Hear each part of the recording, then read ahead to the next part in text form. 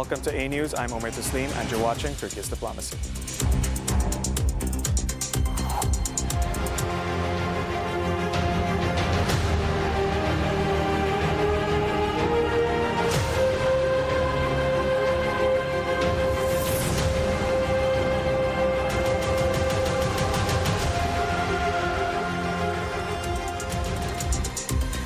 On today's episode, I'll be joined by Daily Sabah's editorial coordinator, Dr. Mehmet Çelik, and Issue Insight's senior research editor, John Kavalage. We'll be discussing the crucial peace talks being held in Istanbul today and President Donald Trump's tour of the Middle East. But before we begin our discussions, let's take a look at this news report.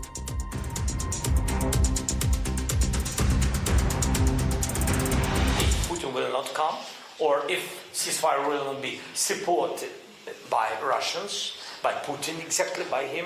So it's been only one thing, that Russia is not ready for any kind of negotiation. No time for playing games on the technical level and etc. It means that they are not, supportive of all of these things, and it's been only one thing, that we need to be more strong, unite and tough on them. And today I see only one thing: sanctions. Of course, if I will have connection with the President Trump, of course, not only sanctions, and I will tell him, so you see that we need that sanctions have to be powerful, and we need a little bit time for this, when sanctions will have influence. And that's why this time I want to be very supportive by your Ministry of Defense and your own personal decisions to support Ukraine with all the things, with all the instruments, what we needed to defend and to stay strong. Welcome back to the program. Dr. Mehmet Çelik and John Kavalage, gentlemen, welcome to the program as well. Let's start with the most important event that's happening today, the summit between Ukraine and Russia. Now, Trump is not here, Putin is not here, and neither is Volodymyr Zelensky, who is currently in Ankara. Dr. Mehmet, I'll begin with you. Tell us about the importance of this summit, even though the leaders are not present, but their delegations are here in Istanbul and the discussions have begun. So how are you looking at this summit, Mehmet? Well, at the very basic level, the fact that there's even the possibility of this meeting happening, and the fact that the delegations are at a very high level in Istanbul, they're meeting here, I think it's a good news in the bigger picture, rather than not meeting at all. However, how this will turn out, what kind of concrete outcomes will come, it is something, of course, remains as an unknown at the moment. Nevertheless, I think the possibility of Putin coming to Istanbul, the possibility of Mr. Trump even mentioning that he may come to Istanbul if Putin comes. These, I think, are important steps, even though they are at a very discussion level right now. They haven't materialized, nor we see high chances of it actually happening. I think still the fact that these talks are coming to, they're establishing a platform right now, I think this is good news. However, I think everyone is throwing the ball to the other side's court when it comes to peace, when it comes to an exit strategy. And I think from Russian side or the Ukrainian side, there is this game where the other side is expected to take the bigger steps. And I think this is acting as a roadblock for achieving peace. However, I think it should be understood that this is part of the strategy that the countries are trying to take. How much influence Ukraine has from the European sides when it comes to this peace negotiation is something different than how much the U.S. is pressuring Ukraine to reach a ceasefire agreement or a peace agreement with Putin. However, when it comes to looking at the issue from Putin's side,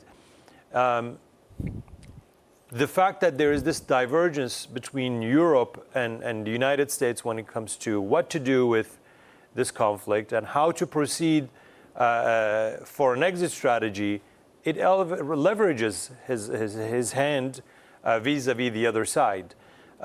Nevertheless, right now there is a table that is set up in Istanbul, and I think it's very important that it is taking place here in the culture and commercial capital of Turkey, and it is a historic place because previously the sides came very close to an agreement in Istanbul once again. I mean, the grain deal was negotiated here. The prisoners' exchange or other summits took place in Turkey. Turkey is a country that has very good relations with both sides, and both sides have this trust relationship with Mr. Erdogan. I think this is one of the key moments for the Ukraine war.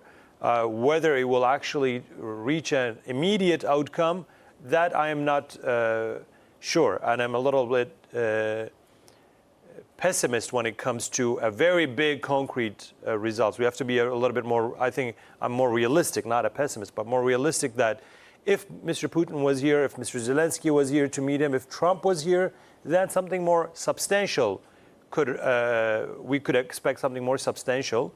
But right now, if Mr. Zelensky is in Ankara and a very close aide to Mr. Putin will be heading the delegate, the Russian delegation.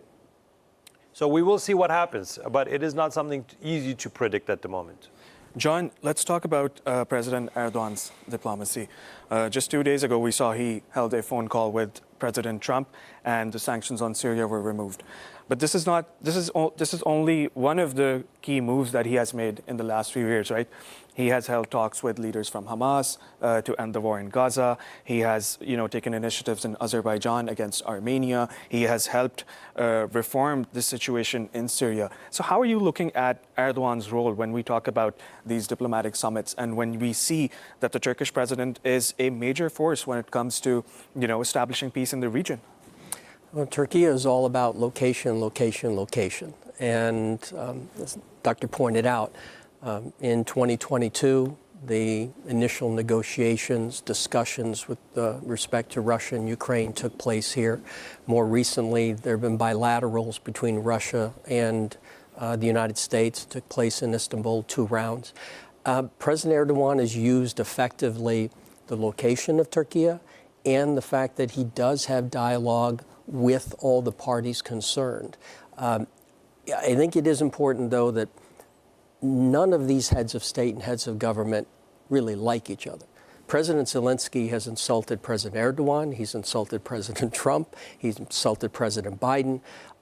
But he also then sort of reconnects and says, well, that was then, this is now. President Trump has had negative things to say about President Erdogan, President Zelensky, but here we are.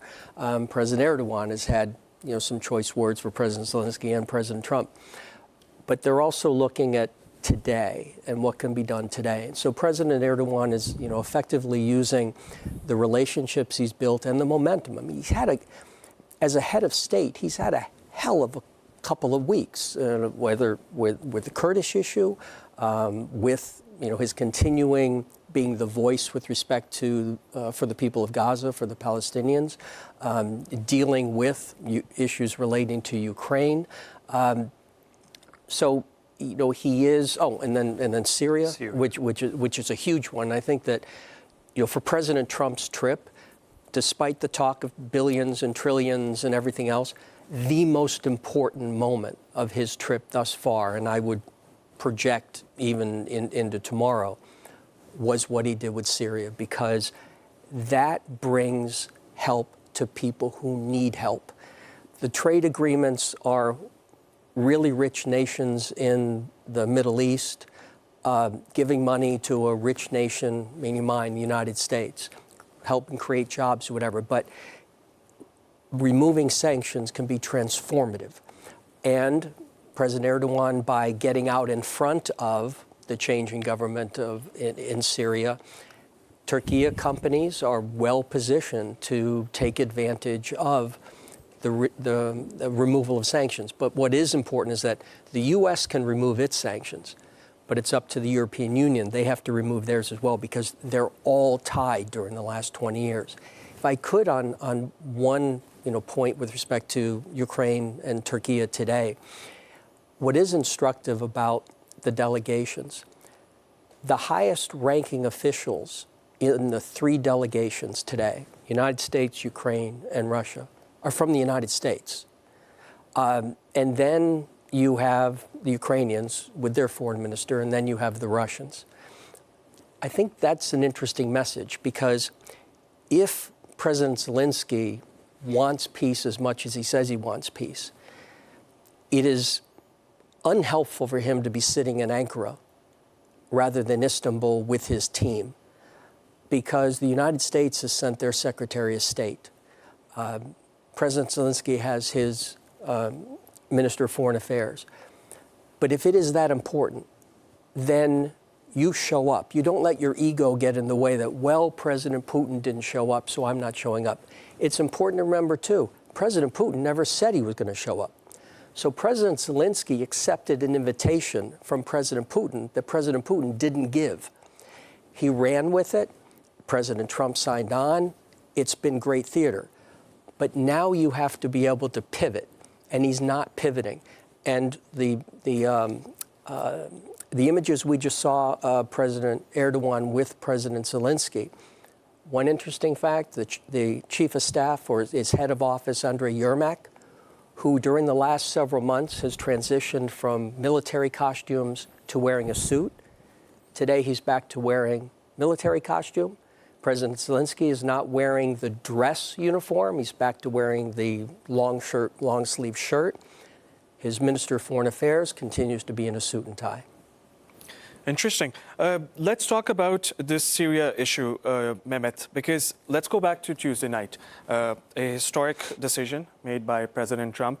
He announced at the Saudi-United States Investment Forum that he's going to remove American sanctions on Syria. So this deal was enabled by MBS, Mohammed bin Salman, the Crown Prince of Saudi Arabia, and President Recep Tayyip Erdogan. Mehmet, now, looking at these events, how will Syria reevaluate its ties with the United States? Well, I mean, it's Syria and United States. How it will not be how the relations were during Assad, of course. There's a new Syria being built at the moment. How this will transform, it is not. We don't know yet. I mean, there is a lot of plans. There's a lot of talks about what Syria's future should look like, but how it will actually materialize, it is a very big unknown. And why I am saying that, of course, there is the will of people. Of course, there is the hopeful remarks coming from the Syrian regime, I mean, the Syrian new administration in Damascus.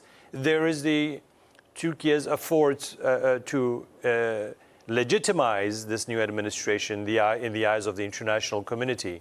And then Turkey is there from, Ahmed al-Shara said, you and your people have been here with us for the past 14 years. Turkey never backed down that support.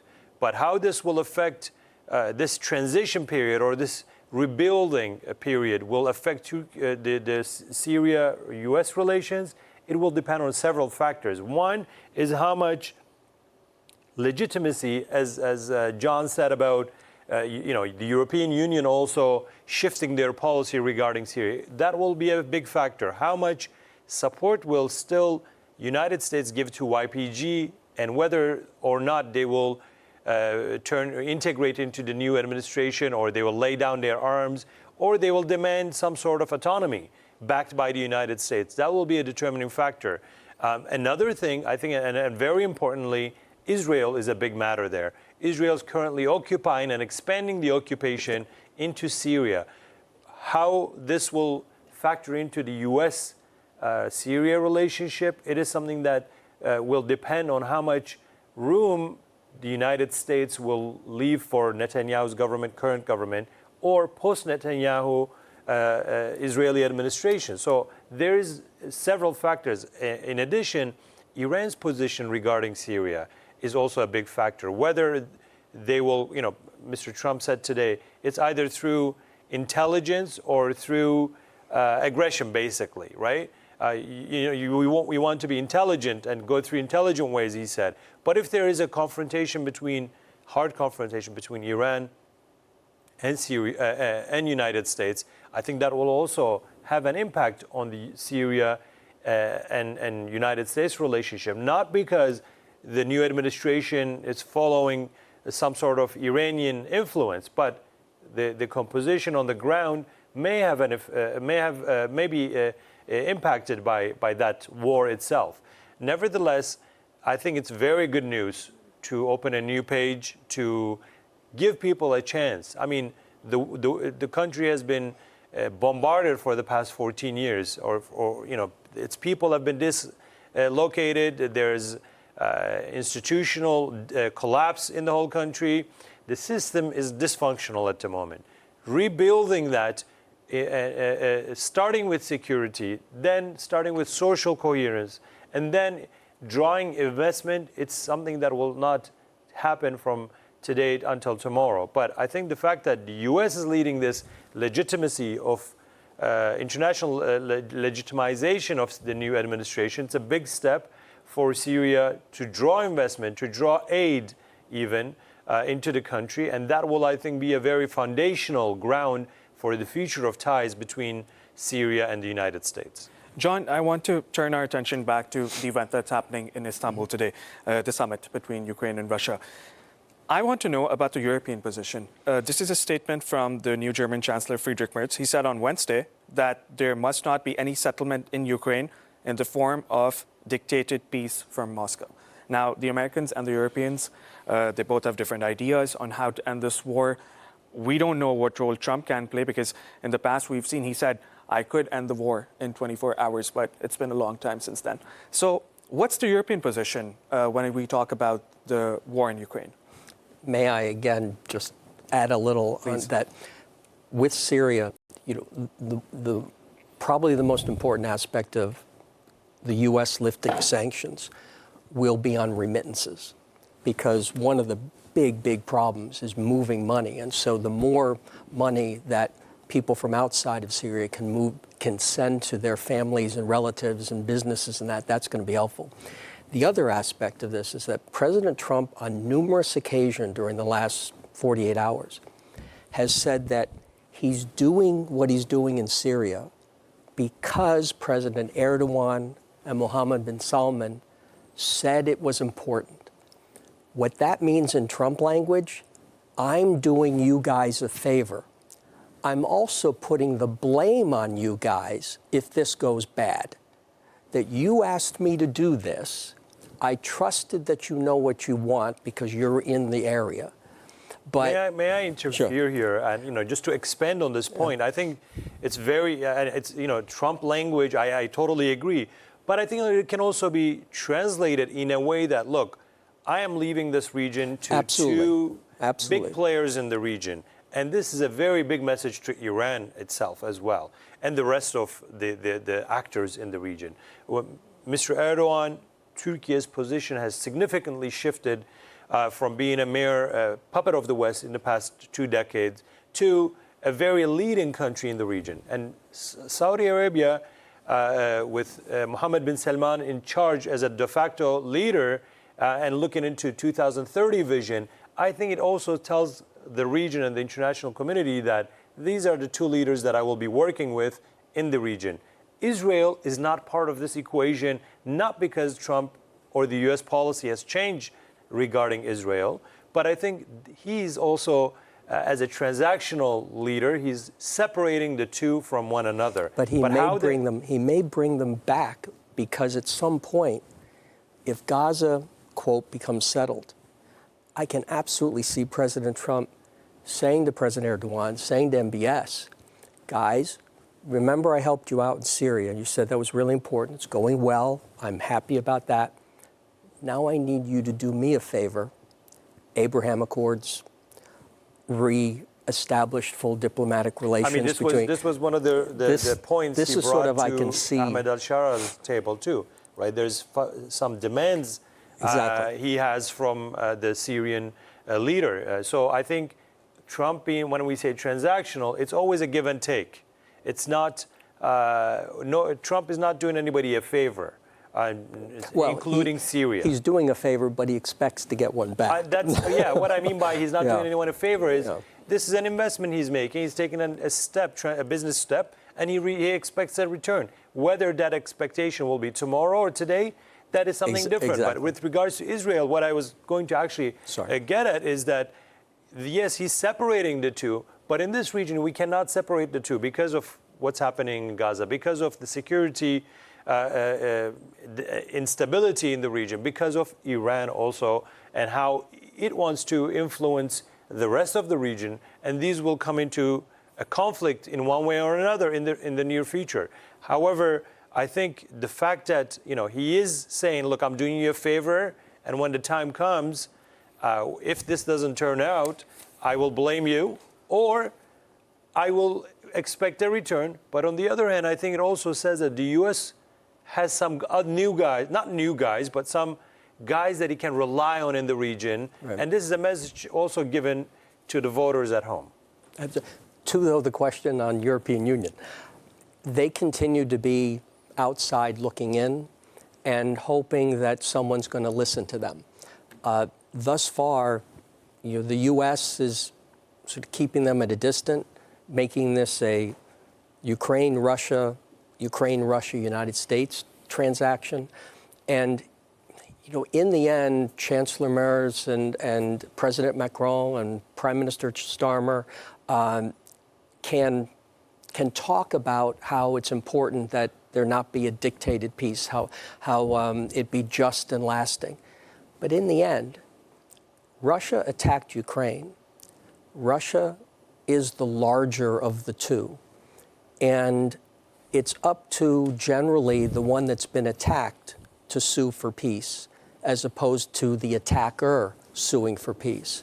So it's quite likely that we're going to end in some sort of frozenness, depending on the definition. But the European Union has a challenge because they talk and talk and talk, coalition of the willing, and Germany saying, well, we're now going to expand what we're going to support or how we're going to support Ukraine, but we're not going to talk about it.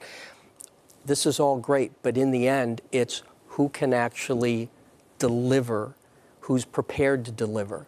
And thus far, the European Union hasn't been prepared to deliver, including their 17th round of sanctions. Do they ever deliver a blow? And with the 17 rounds of sanctions, they haven't delivered blows. It's little punches here and there, which has allowed Russia to adapt over now into 4 years. So I'm not expecting much. When we talk about Europe, I think European Union versus Europe as a continent, we should know that how they will adjust with Trump's vision for Ukraine or for this process will also, be a big matter. But we should remember that the previous peace talks, were their failure is blamed on the UK pulling Ukraine out from the talks.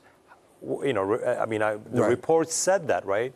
The UK basically influenced Zelensky to pull out from the previous peace talks, where a strong outcome could have been achieved at the time, actually. And I believe it was Boris Johnson who pressured Ukraine. Right. Gentlemen, thank you for that analysis. Now we're going to take a look at this news report, and we'll be right back.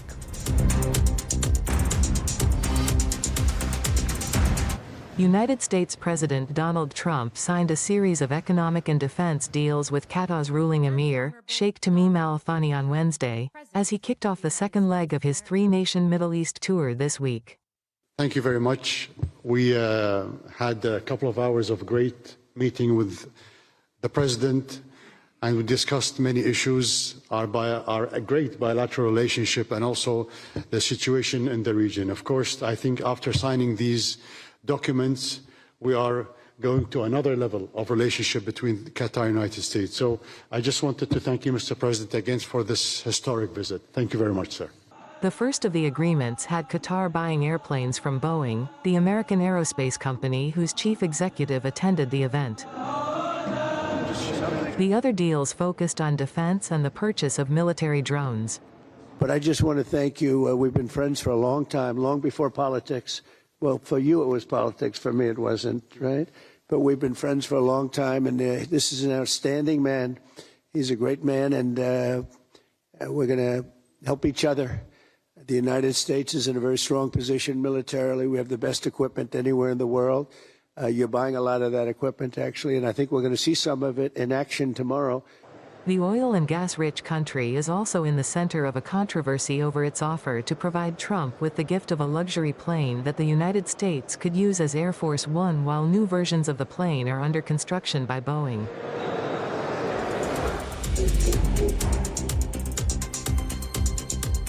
Welcome back to the program. Gentlemen, let's discuss President Trump's trip to the Middle East. Saudi Arabia, Qatar, and today he's going to be in the UAE.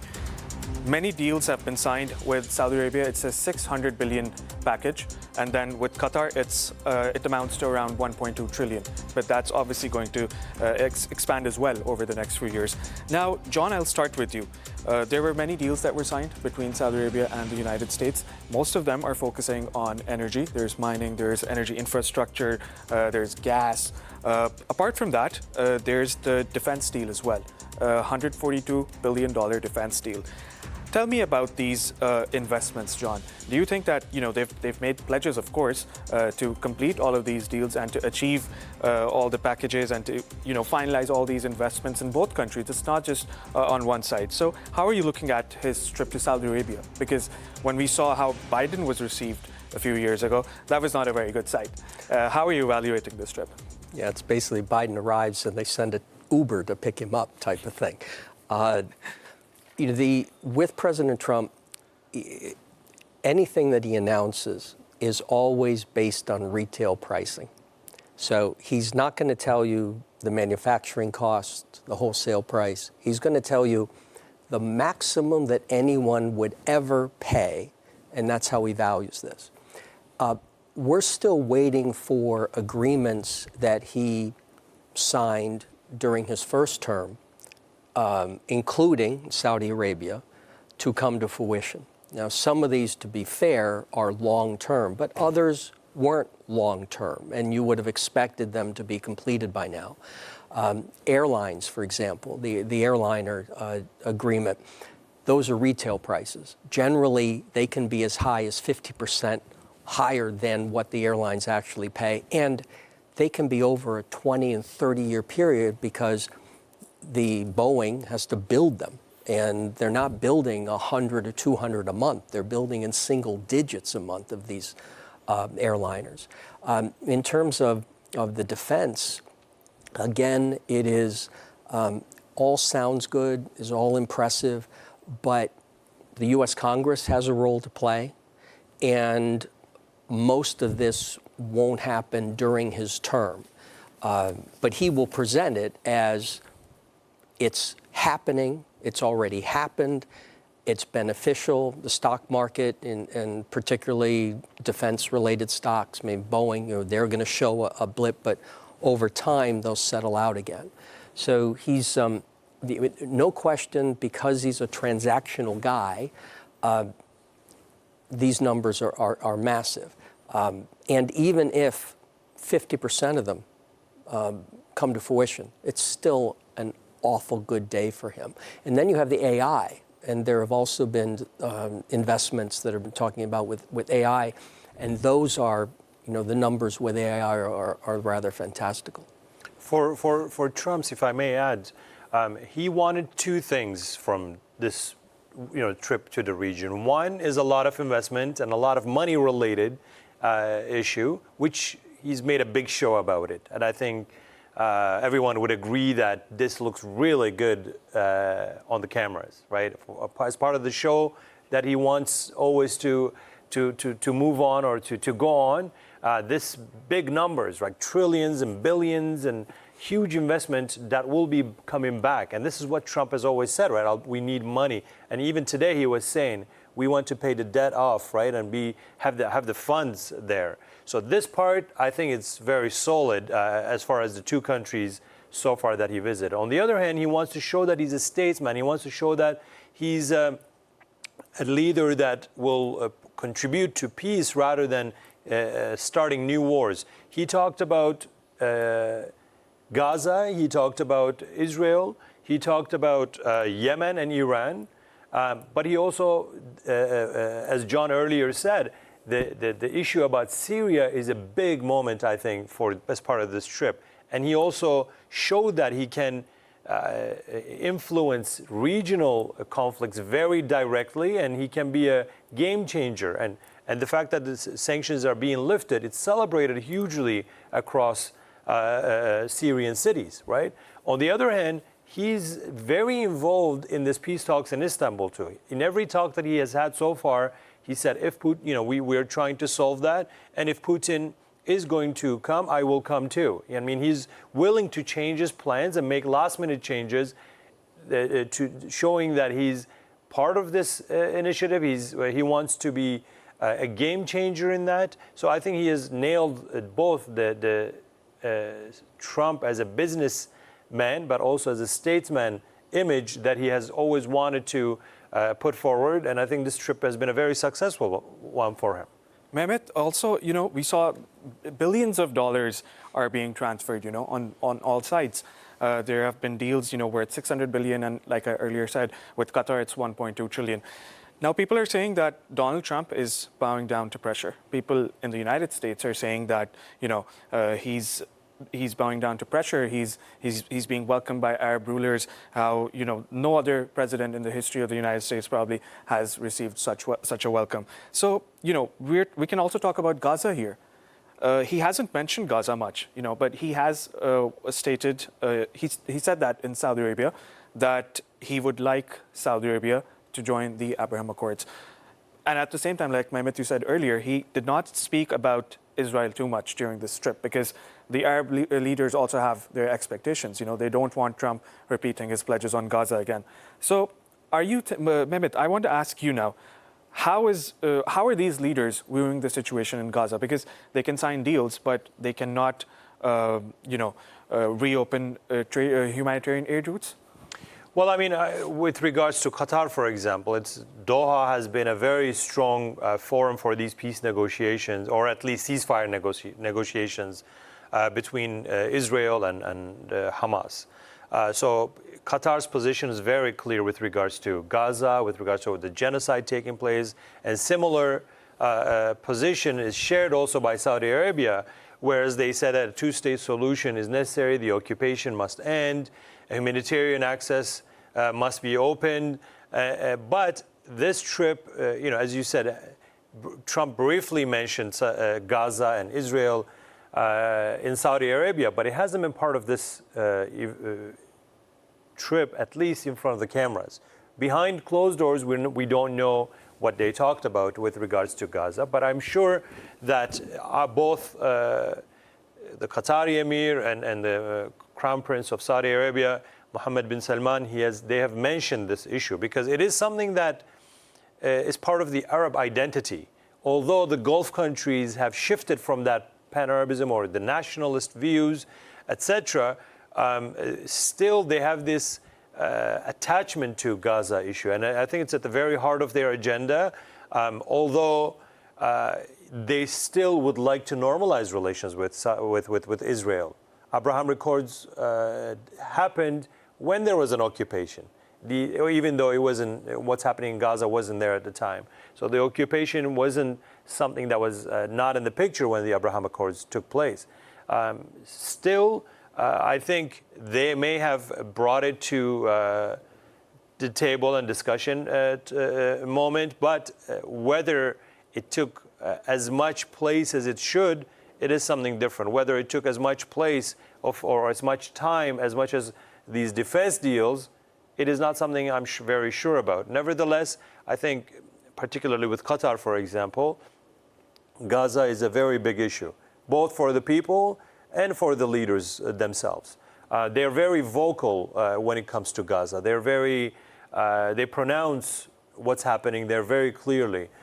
So we will see how this will actually be exposed, or whether what may have taken behind closed doors will be actually shared with the public in the coming days, or whether we will see some new actions with regards to U.S. policy on Gaza, on how to where they will take Israel from there, how much more room they will allow Israel to have with regards to Gaza. So far, Gaza, of course, hasn't been the hot topic of this trip.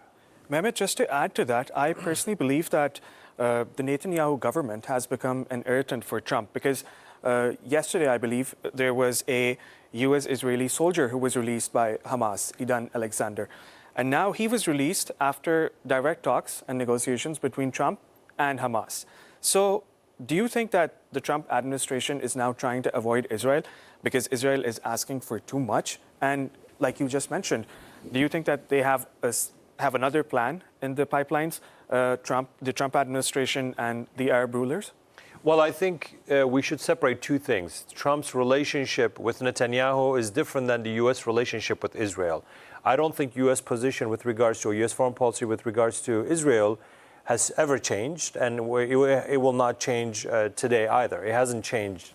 But with regards to Trump and Netanyahu relationship, I think the press conference at the White House may be a very good reflection of that relationship. I am not sure if Trump-Netanyahu relationship